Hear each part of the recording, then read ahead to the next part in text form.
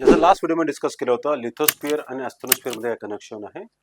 ठीक आहे, आता मला एक सांगा, आता आपण काय म्हणतो, जो लिथोस्फिअर पृष्ठभाग आहे हा पूर्ण सॉलिड बनलेला आहे, जी घनता डेन्सिटी आहे ना सॉलिडची आहे. परंतु जे ॲस्थेनोस्फिअर बेसिकली लिक्विफाईड पोझिशन म्हणजे मोल्टन किंवा आपण म्हणजे वितळलेल्या स्वरूपामध्ये आहे.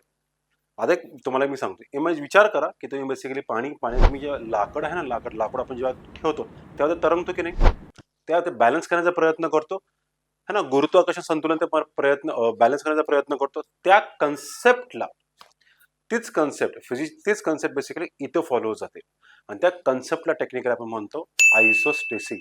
हा अतिशय महत्वाचा कन्सेप्ट आहे.